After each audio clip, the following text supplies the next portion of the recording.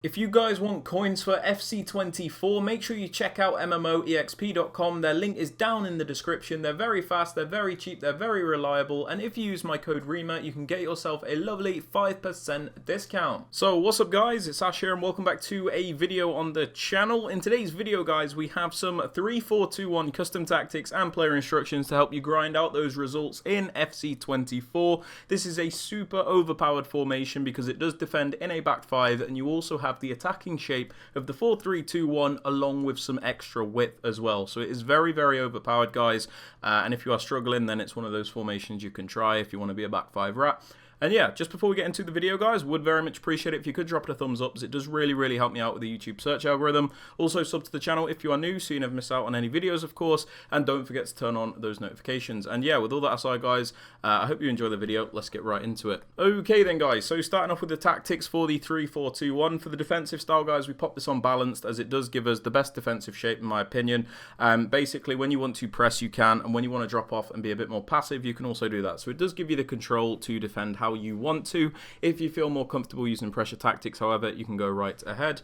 For the defensive width guys, we pop this on 45. I'd advise anywhere between 40 and 50, as it does give you a nice narrow and compact defense, so you can block out all those attacks through the middle of the pitch. It's also important not to go lower than like 40, because you still need to have good coverage of the wider areas in case an opponent goes down the wing or keeps switching the play. So you want to be narrow but not too narrow in your defense. Now moving on to the depth guys, you have a few different options. It's completely down to preference really. A lot of people like to use 71 depth, where you get that automatic press from the AI and it completely congests the middle area of the pitch. That's okay to use if you want, or if you want a more manual approach like me, you can have like 65 depth or 60, where you still have the higher defensive line, you just have a bit more control over when you press. If this is still too high for you however, you can lower it even more and that is absolutely fine. For the build-up play guys, I do recommend balanced, as it does make your attack the most fluent and it is the most consistent in my opinion. When you use balance guys, you can basically pick and choose between each of these individual styles whenever you want to use them, and I also think they're better for these individual styles than the settings themselves, if that makes sense. So slow build-up is really bad for slow build-up, your AI moves awfully. Fast build-up, they just move like idiots, like in a chaotic manner. So balanced is the best for pretty much everything. The only one you can make an argument for really is long ball, but I don't really use that.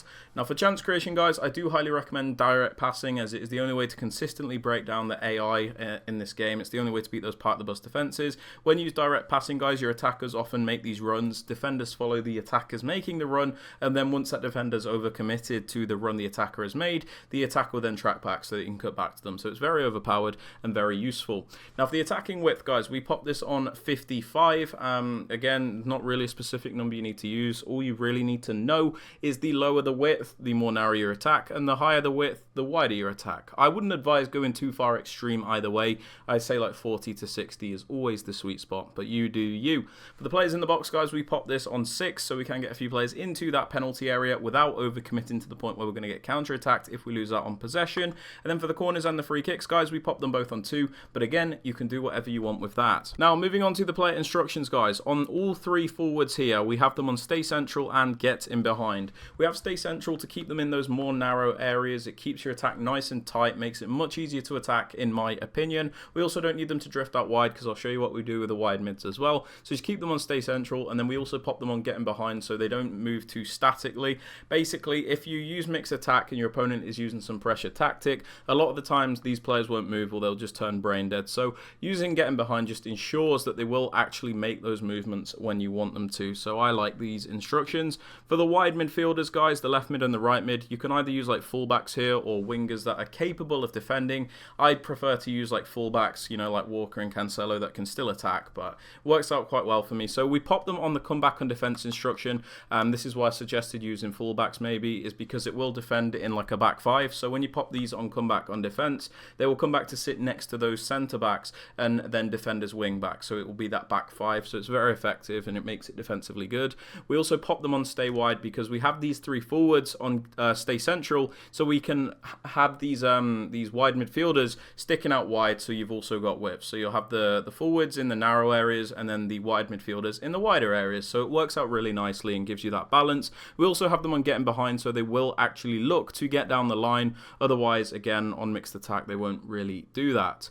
For the right centre mid guys on the more stay back player, we have them on stay back while attacking and cover centre. This is to bring balance and just to make sure we don't overcommit everybody when we're going forward. So this brings security in your defence and your midfield. So I do advise having one on stay back, cover centre.